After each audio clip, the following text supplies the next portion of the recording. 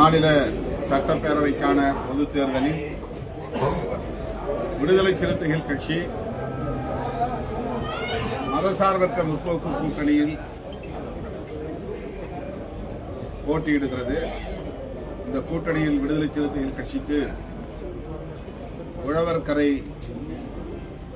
தொகுதி ஒதுக்கப்பட்டிருக்கிறது. திமுக, காங்கிரஸ் ஆகிய கட்சிகளுக்கு இடையிலான பேச்சுவார்த்தை, தொகுதி பங்கீட்டுக்கான பேச்சுவார்த்தை காலதாமதமானதால் நாங்கள் தொடக்கத்தில் தனித்து போட்டியிடுகிறோம் என்று அறிவித்தோம். 4 இடங்களில் விடுதலை சிறுத்தைகள் கட்சியின் சார்பிலே வேட்பாளர்களை அறிவித்தோம். ஊசுடு, நெட்டப்பாக்கம், உழவர்கரை மற்றும் ஏனம் ஆகிய 4 இடங்களில் விடுதலை சிறுத்தைகள் கட்சி தனித்து போட்டியிடுவது என்று முடிவெடுத்து நாங்கள் அறிவித்த நிலையில் வேட்புமனு தாக்கல் முடிந்த பிறகு பேச்சுவார்த்தையில் ஒரு முடிவு காணப்பட்டது. அதன்படி எங்களுக்கு உழவர்கரை தொகுதி ஒரு தொகுதி மட்டும் ஒதுக்கப்பட்டது. 16 இடங்களில் காங்கிரஸ் போட்டியிடுவதென்றும் 13 இடங்களில் திமுக போட்டியிடுவதென்றும் ஒரு இடத்தில் விடுதலை சிறுத்தைகள் கட்சி போட்டியிடுவதென்றும் பேச்சுவார்த்தை நடத்தப்பட்டது. ஆனால் வேட்புமனு தாக்கலுக்கான கால அவகாசம் முடிந்த நிலையில் நாங்கள் போட்டியிடுகிற உழவர்கரை தொகுதியிலும் ஊசுடு, நெட்டப்பாக்கம், ஏனம் ஆகிய தொகுதிகளிலும் காங்கிரஸ் தரப்பில் வேட்பாளர்கள் வேட்புமனு தாக்கல் செய்திருந்தார்கள். அந்த வேட்புமனு தாக்கலை திரும்பப் பெறுவதற்கான கால அவகாசம் முடிந்துவிட்டது. அந்த தொகுதிகளில் அவர்கள் மனுக்களை திரும்பப் பெறவில்லை. இந்த நிலையில் டெல்லியிலிருந்து காங்கிரஸ் மேலிடத்திலிருந்து திரு முகுல் வாஸ்னிக் அவர்கள் உள்ளிட்ட பல தலைவர்கள் புதுச்சேரிக்கு வந்து நடத்திய பேச்சுவார்த்தையின் முடிவில் உழவர்கரையில் மட்டும் விடுதலை சிறுத்தைகளின் வேட்பாளர் போட்டியிடுவது, மற்றவர்கள் அதாவது காங்கிரஸ் மற்றும் திமுகவை சார்ந்தவர்கள், கூட்டணியை சார்ந்தவர்கள் விடுதலை சிறுத்தைகளின் வேட்பாளர் வெற்றி பெறுவதற்கு உழைப்பது, பாடுபடுவது, வாக்கு சேகரிப்பது என்று தீர்மானிக்கப்பட்டது. அதன் அடிப்படையில் நாங்கள் வேட்புமனு தாக்கல் செய்திருந்த ஊசுடு, நெட்டப்பாக்கம், ஏனம் ஆகிய தொகுதிகளில் வேட்புமனுக்களை திரும்ப பெறாவிட்டாலும் கூட நாங்கள் வாக்கு சேகரிப்பில் ஈடுபடுவதில்லை.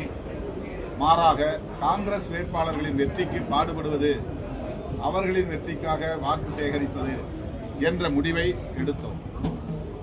எடுத்திருக்கிறோம். அதேபோல திமுக வேட்பாளர்களுக்கு அதிகாரப்பூர்வமாக ஒதுக்கப்பட்ட தொகுதிகளிலும் காங்கிரஸ் கட்சியை சார்ந்தவர்கள் வேட்புமனு தாக்கல் செய்திருந்தார்கள். அவர்களும் திமுக வேட்பாளர்களுக்காக உழைக்க வேண்டும் என்ற முடிவு மேற்கொள்ளப்பட்டிருக்கிறது. இந்த நிலையில் இன்றைக்கு நான் விடுதலை சிறுத்தைகள் கட்சியின் வேட்பாளர் செல்வ புஷ்பலதா, இளஞ்சிறுத்தைகள் எழுச்சி பாசறையின் மாநில செயலாளர் போட்டியிடுகிற உழவர்கரை தொகுதியில் வாக்கு சேகரிப்பில் ஈடுபடுகிறேன். இன்று முதல் எனது சுற்றுப்பயணம் 14ஆம் தேதி வரையில் தொடர்ந்து தமிழ்நாடு எங்கிலும் விடுதலை சிறுத்தைகள் போட்டியிடுகிற தொகுதிகளில் பிரச்சாரம் மேற்கொள்ள இருக்கிறேன். இன்று மாலை திண்டிவனம் தொகுதியில், நாளை காட்டுமன்னார்குடி தொகுதியில், காலையில் குறிஞ்சிப்பாடியில் மாண்புமிகு அமைச்சர் MRK பன்னீர்செல்வம் அவர்களின் வேட்புமனு தாக்கலில் பங்கேற்கிறேன். அதன் பின்னர் காட்டுமன்னார்குடி வேட்பாளராக போட்டியிட இருக்கிற ஜோதிமணி இடைபெருமாள் அவர்களின் வேட்புமனு தாக்கலில் பங்கேற்க இருக்கிறேன். தொடர்ச்சியாக விடுதலை சிறுத்தைகள் போட்டியிடும் தொகுதிகளுக்கு சுற்றுப்பயணம் மேற்கொள்ள இருக்கிறேன். மேலும் கூட்டணி கட்சிகளின் வேட்பாளர்களுக்கும் ஆங்காங்கே வாக்கு சேகரிப்பில் ஈடுபட உள்ளேன். மதசார்பற்ற முற்போக்கு கூட்டணி தமிழகத்திலும் பாண்டிச்சேரியிலும் வெகுமக்களின் ஏகோபித்த ஆதரவை பெற்று ஆட்சி அமைக்கும் என்று பெரிதும் நம்புகிறேன். தமிழ்நாட்டு மக்கள் திராவிட முன்னேற்றக் கழகத்தின் தலைமையிலான அரசு தொடர வேண்டும் என்று விரும்புகிறார்கள். அந்த அளவுக்கு கடந்த 5 ஆண்டுகளில் திமுக அரசு அனைத்து தரப்பாருக்கும் பல்வேறு நலத்திட்டங்களை கொண்டு போய் சேர்த்திருக்கிறது. தமிழ் புதல்வன், நான் முதல்வன் போன்ற திட்டங்களின் மூலம் மாணவ செல்வங்களின் கல்வி தரத்தை, அவர்களின் தனித்திறன்களை மேம்படுத்தி இருக்கிறது. இப்போது தேர்தல் அறிக்கையில் 8000 ரூபாய்க்கான கூப்பன் வழங்கப்படும். அவர்கள் விரும்பிய வீட்டு உபயோகப் பொருட்களை பெற்றுக்கொள்ளலாம் என்கிற உறுதிமொழியை திமுக அறிவித்திருக்கிறது. இவையெல்லாம் எங்களின் வெற்றிக்கு சாதகமான அம்சங்களாக இருக்கின்றன. தமிழ்நாட்டில் மதவாத சக்திகளுக்கு இடமில்லை, வெறுப்பு அரசியலுக்கு இடமில்லை என்பதை தமிழ்நாட்டில் மட்டுமல்ல புதுச்சேரியிலும் உறுதிப்படுத்தக்கூடிய வகையில் மதசார்பற்ற முற்போக்கு கூட்டணிக்கு தமிழ்நாடு மற்றும் புதுச்சேரி மக்கள் பேராதரவை நல்குவார்கள், மாபெரும் வெற்றியை தருவார்கள். புதுச்சேரியிலும் காங்கிரஸ், திமுக, விசிக அணி ஆட்சியை கைப்பற்றும், வெற்றியை பெறும் என்று நான் நம்புகிறேன். மதச்சார்பற்ற ஜனநாயக கூட்டணின்னு பேர் வச்சிருக்கோம். இடதுசாரிகள் அப்படிங்கிறவங்க ஒரு முக்கியமான பங்கு. புதுச்சேரியை பொறுத்தவரையும் சாலிட் ஓட் பேங்க் இருக்கு. இடதுசாரி கட்சிகள் உங்க கூட்டணியில இந்த முறை இடம்பெறாது, மிகப்பெரிய அளவிற்கு பின்னடைவை சந்திக்கும் அப்படின்னு அரசியல் நோக்கர்கள் சொல்றாங்க. அது பற்றி உங்க கருத்து? இடதுசாரிகளுக்கும் இந்த அணியிலே இடம் ஒதுக்குவது என்றுதான் முதலில் பேச்சு இருந்தது. அதற்கான முயற்சிகளும் மேற்கொள்ளப்பட்டது. ஆனால் இடதுசாரிகளுக்கு கூட்டணியிலே இப்போது இடம் கிடைக்கவில்லை என்பது விடுதலை சிறுத்தைகள் கட்சிக்கும் வருத்தம்தான். ஆனாலும் இது இந்த கூட்டணியின் வெற்றியை பாதிக்காது என்று நம்புகிறேன். இடதுசாரி ஜனநாயக சக்திகள் இந்த கூட்டணியின் வெற்றிக்கு ஒத்துழைப்பு நல்குவார்கள் என்றும் நம்புகிறேன்.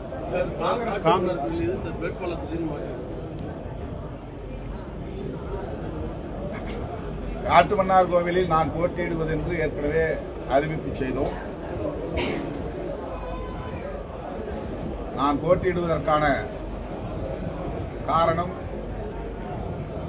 மிக சாதாரணமான காரணம்தான். சட்டமன்றத்தில் இனி வரும் காலத்தில் பணியாற்ற வேண்டும் என்கிற ஒரு வேட்கை, அவ்வளவுதான். இது பெரிய எந்த அரசியல் உள்நோக்கமும் கிடையாது, பெரிய திட்டங்களும் கிடையாது. நான் ஏற்கனவே விளக்கி இருக்கிறேன். 2001 நான் சட்டமன்ற உறுப்பினராக அடியெடுத்து வைத்தவர். பிறகு ராஜினாமா செய்துவிட்டு வெளியேறிய நிலையில் 2006 நான் போட்டியிட முடியாத ஒரு நிலைப்பாட்டை நான் எடுத்தேன். உடன் இருக்கிற தோழர்களுக்காக நான் விட்டுக் கொடுத்து போட்டியிடாமலேயே அவர்களின் வெற்றிக்காக பிரச்சாரத்தை மேற்கொண்டேன். பிறகு 2016 மக்கள் நல கூட்டணியில் போட்டியிடக்கூடிய ஒரு சூழல் அமைந்தது. காட்டுமன்னார் கோயிலில் நாங்கள் வெற்றி பெற்று விட்டோம் என்பதுதான் உண்மை. ஆனால் கடைசி நேரத்தில் 87 வாக்குகளில் நாங்கள் தோற்றுவிட்டோம் என்று அப்போது ஆட்சியில் இருந்தவர்கள் அறிவித்தார்கள். ஒரு தொலைக்காட்சியிலே திருமாவளவன் வெற்றி என்றே செய்தியை அறிவித்து விட்டார்கள். அதன் பிறகு மாற்றி அறிவிக்கப்பட்டது. ஆகவே அப்போதும் நான் சட்டமன்ற உறுப்பினராக செல்ல முடியாத நிலையில் இந்த தேர்தலில் போட்டியிட்டு சட்டமன்றத்திற்கு செல்லுவது என்னுடைய நோக்கத்திற்கு பயன் தரும் என்று நான் நம்பினேன். நாடாளுமன்றத்தில் வருடத்திற்கு 3 முறை நாடாளுமன்றம் கூடுகிறது. ஒவ்வொரு கூட்டத்தொடரிலும் ஒரு முறையோ 2 முறையோ பேசுவதற்கு வாய்ப்பு கிடைக்கிறது. அதுவும் 3 நிமிடங்களிலிருந்து 5 நிமிடங்கள் மட்டும்தான் அந்த வாய்ப்பு. ஆகவே நான் முழுமையாக என்னுடைய நோக்கத்தின்படி செயல்பட இயலாத சூழல். சட்டமன்றத்தில் இருந்தால் விளிம்பு நிலை மக்களுக்கான பிரச்சனைகளை இன்னும் அழுத்தமாக பேச முடியும் என்ற ஒரு நம்பிக்கை. அதன் அடிப்படையில் நான் போட்டியிடுவது என்று முடிவெடுத்தேன். ஆனால் அதன் பிறகு எங்கள் கூட்டணியின் நலன்களை பாதிக்கும் வகையிலான திட்டமிட்ட வதந்திகளை அல்லது அவதூறுகளை பலரும் பரப்பிய நிலையில் அது என்னை மறுபரிசீலனை செய்ய வைத்தது. நான் எங்கள் கூட்டணியின் வெற்றியை சந்தேகிக்கிறேன் என்பதை போன்ற ஒரு தோற்றம், அது எந்த வகையிலும் கூட்டணியை பாதிக்கக்கூடாது என்று நான் விரும்புகிறேன். இந்த கூட்டணியை இன்றைக்கு கட்டுக்கோப்பாக வைத்திருப்பதில் விடுதலை சிறுத்தைகளுக்கும் ஒரு மகத்தான பங்கு உண்டு. இதை சிதறடிப்பதற்கு பலரும் முயற்சித்த நிலையில் அதை பாதுகாத்த பொறுப்பு அல்லது பங்களிப்பு விடுதலை சிறுத்தைகளுக்கு உண்டு. அந்த வகையிலே இப்போதும் நான் இந்த கூட்டணியின் வெற்றியை எந்த வகையிலும் நம்முடைய நிலைப்பாடு பாதித்துவிடக் கூடாது என்ற பொறுப்புணர்வோடு தான் இப்போது நான் விலகி இருக்கிறேன். போட்டியிடுவதில்லை என்ற முடிவை எடுத்திருக்கிறேன். இந்த நிலையில் அந்த பகுதியிலே இன்றைக்கு விடுதலை சிறுத்தைகள் கட்சி ஒரு வலுவான அரசியல் சக்தியாக இருக்கிறது என்றால் அதற்கு முன்பே எங்களுக்கு முன்பே அந்த மண்ணில் அரசியல் விழிப்புணர்வை ஏற்படுத்திய ஐயா இளைய பெருமாளின் பங்களிப்பு குறிப்பிடத்தக்கதாகும். அவர் தேசிய அளவில் புகழ்பெற்ற ஒரு தலைவர், இளைய பெருமாள் கமிஷன் என்கிற ஒரு கமிஷனுக்கான ஒரு தலைவர். இன்றைக்கு வன்கொடுமை தடுப்புச் சட்டம் உருவாக்கப்பட்டிருக்கிறது என்றால் அது அவர் கொடுத்த பரிந்துரையின் அடிப்படையில் உருவானதுதான். அப்படிப்பட்ட ஒரு தலைவர் பிறந்த மண் காட்டுமன்னார்குடி. அவர் உருவாக்கி வைத்த அரசியல் விழிப்புணர்வு தான் இன்றைக்கு திருமாவளவன் மீது அந்த மக்கள் காட்டுகிற பேரன்பிற்கு காரணம். என்னை 3 முறை நாடாளுமன்றத்திற்கு அனுப்பியதில் காட்டுமன்னார்குடி தொகுதிக்கு பெரிய பங்கு உண்டு. அத்தகைய மண்ணில் அரசியல் விழிப்புணர்வை உருவாக்கிய ஐயா இளைய பெருமாளின் குடும்பத்தில் எங்கள் கட்சியை சார்ந்த நந்தகுமார் காலமாகிவிட்டார். அவருடைய துணைவியாருக்கு ஒரு வாய்ப்பு தர வேண்டும் என்று நான் விரும்பினேன். ரூபி எத்தர் என்பது அவருடைய பெயர். ஆனால் அவர் தனித்தொகுதியிலே நிற்கிற தகுதி இல்லை, அவருக்கு இல்லை. ஏனென்றால் அவர் தலித் அல்லாதவர். அவரை தொடர்பு கொண்டு நாங்கள் பேசிய போது அவர் தலித் அல்லாதவர் என்பது தெரிந்தது. எனவே அவர் தனித்தொகுதியில் போட்டியிட முடியவில்லை. ஆகவே அதை தேர்வு செய்ய இயலாமல் போய்விட்டது, அவரை தேர்வு செய்ய இயலாமல் போய்விட்டது. அதன் பின்னர் அந்த குடும்பத்தில் எஞ்சி இருப்பவர் 4 பேர், அண்ணன் தம்பியில் 3 பேர் காலமாகிவிட்டார்கள். எஞ்சி இருப்பவர் 70 வயது நிறைந்தவராக இருந்தாலும் ஜோதிமணி இளையபெருமாள் ஒரு பொறியாளர், அவருக்கு ஒரு வாய்ப்பு தருவோம் என்ற அடிப்படையில் நான் தந்திருக்கிறேன். நான் நிற்பதாக முடிவெடுத்த தொகுதியில் அவருடைய குடும்பத்தை கௌரவிப்பதற்காக அவரை ஒரு வேட்பாளராக அறிவித்திருக்கிறேன். அவ்வளவுதான்.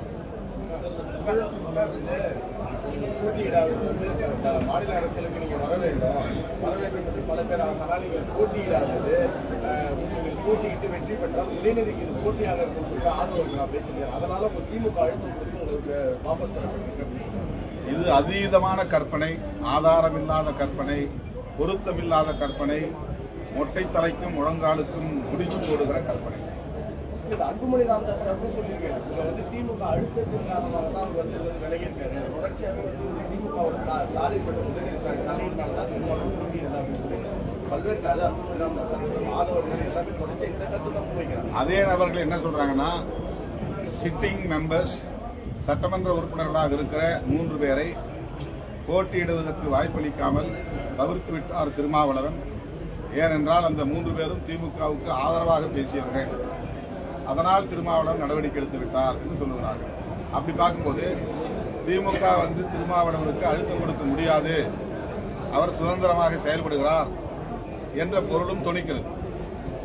அதனால்தான் திமுக ஆதரவாக செயல்பட்டவர்கள், அதனால் திருமாவளவன் எடுத்து விட்டார். அப்படின்னா திருமாவளவன் திமுக அழுத்தத்திற்கு பணிய மாட்டார் என்ற பொருள் இருக்கிறதா இல்லை? அப்படிப்பட்டவர் அவர் எப்படி வாபஸ் வாங்குறது மட்டும் திமுக அழுத்தத்துக்கு பணிந்து விட்டார்? 2 முரண்பாடா இருக்குல்ல, கான்ட்ராடிக்ஷனா இருக்குல்ல. அது அவங்களுடைய அரசியலுக்காக பேசுறாங்க. நான் அந்த தோழர்களுக்கு வாய்ப்பளிக்காமல் போனதற்கு காரணம் மற்றவர்களுக்கு புதியவர்களுக்கு இந்த முறை வாய்ப்பளிக்கலாம் என்கிற ஒரு சமூக நீதி பார்வைதான். கம்யூனிஸ்ட் கட்சிகள்ல 2 முறையோ 3 முறையோ போட்டியிட்டால் அடுத்த முறை தருவதில்லை என்பதை ஒரு வரையறையாக கொண்டிருக்கிறார்கள். எவ்வளவு சிறந்த பேச்சாற்றல் உள்ளவர்களாக இருந்தாலும், எவ்வளவு சிறந்த அறிவாளிகளாக இருந்தாலும் 3 முறைக்கு மேல் வாய்ப்பில்லை என்பது கம்யூனிஸ்ட் கட்சியில் இருக்கிற ஒரு வரையறை. அது சமூக நீதி அணுகுமுறை. நாங்கள் அப்படி ஒரு வரையறை இன்னும் உருவாக்கவில்லை என்றாலும் கூட 3 முறை போட்டியிட்டு 1 முறை வெற்றி பெற்ற பாலாஜி, 2 முறை போட்டியிட்டு 1 முறை வெற்றி பெற்ற ஷானவாஸ், ஒரே முறை போட்டியிட்டு அந்த ஒரே முறையிலேயே வெற்றி பெற்ற பாபு, இவர்களெல்லாம் சட்டமன்றத்திற்கு போய் 5 ஆண்டுகள் உட்கார்ந்து அங்கு பணியாற்றிய அனுபவம் பெற்றவர்கள். ஆகவே அவர்களுக்கு மீண்டும் அளிப்பது நியாயம் என்றாலும் கூட, தகுதி என்றாலும் கூட, அந்த இடங்களில் 3 பேருக்கு புதியவர்களுக்கு வாய்ப்பளிக்கலாம் என்கிற சமூக நீதி அணுகுமுறை அடிப்படையில் தான் இந்த முடிவை நான் மேற்கொண்டேன். அவ்வளவுதான். அதை திமுகவுக்கு ஆதரவாக செயல்பட்டார்கள், அதனால் திருமாவளவன் எடுத்துவிட்டார் என்றார்கள். அது உண்மை இல்லை. ஆனால் அப்படி சொல்லுவது உண்மையாக இருந்தால் நான் திமுக அழுத்தத்திற்கு பணிய மாட்டேன் என்றுதானே பொருள். அவரை இப்ப நான் வாபஸ் வாங்கின உடனே திமுக அழுத்தத்திற்கு பணிந்து விட்டேன் என்று சொல்வது எப்படி பொருத்தமாக இருக்க முடியும்? இரண்டுமே முரண்பாடானது. எப்போதும் விடுதலை சிறுத்தைகளை குறிவைப்பது, இந்த கூட்டணிக்குள் குழப்பத்தை ஏற்படுத்துவது எதிர்கட்சிக்காரர்களுக்கான கடமையாக, பொறுப்பாக இருக்கிறது, நோக்கமாக இருக்கிறது. அது எடுபடாது. திருமாவளவர் அப்படிப்பட்ட வதந்திகளுக்கு ஒருபோதும் இரையாக மாட்டார். இந்தியா கூட்டணி என்று கூறப்பட்டுள்ளது. நீங்க போட்டியிட்டால் கூட்டணி நலன் பாதிக்கும் அப்படின்னு சொல்லிட்டு இப்போ கருத்து அவங்க பரப்புறாங்க. நீங்க ஒரு தேசிய தலைவராக இருக்கிறீங்க, மொத்தமாக பெரிய தலைவர் இருக்கீங்க. கூட்டணின்ற கூடிய பட்சத்துல ஒரு விமர்சனத்துக்காக நீங்க போட்டியிடலாம் அப்படிங்கிறது அது நமக்கு அதை புறந்தள்ள முடியாதுல்ல. இன்னைக்கு சோசியல் மீடியா ரொம்ப வலிமையான ஒரு மீடியாவா இருக்கு. தொடர்ந்து அவங்க இதையே ஒரு நேரேஷனா கொண்டு போறாங்க. இல்லாத பொல்லாத கட்டுக்கதைகளை எல்லாம், யூகங்களை எல்லாம் ஒரு செய்தியா கொண்டு போறாங்க. அவங்க பேசினாரு, இவங்க பேசினாரு, அதனால திருமாவளவன் தூக்கி போட்டாரு, அவர் டெப்டி சிஎம் வர்றதுக்கு முயற்சிக்கிறாரு, தொங்கு சட்டசபை உருவாகணும்னு நம்புறாரு. இதெல்லாம் அவங்க யூகங்களா இருக்கு. நான் அதெல்லாம் யோசிக்கவே இல்லை. நான் உள்ள போகணும்னு நினைச்சேன், அவ்வளவுதான். இந்தியா கூட்டணி என்று கூறப்பட்டு வந்த நிலையில் தற்போது சட்டமன்ற தேர்தலில் மதசார்பற்ற முற்போக்கு கூட்டணி என்று இப்ப நீங்க தொடர்ச்சியா பேசப்பட்டு வருகிறது. மாநில அளவில் மதசார்பற்ற முற்போக்கு கூட்டணி தான். இந்த மதசார்பற்ற முற்போக்கு கூட்டணியில் இடம்பெற்றுள்ள கட்சிகள் இந்தியா பிளாக்ல இருக்கு. அது தேசிய அளவில் விரிந்து பறந்த ஒரு கூட்டணி. தமிழ்நாட்டை பொறுத்தவரை கலைஞர் காலத்திலிருந்து 2016க்கு முன்பே உருவான கூட்டணி மதசார்பற்ற முற்போக்கு கூட்டணி.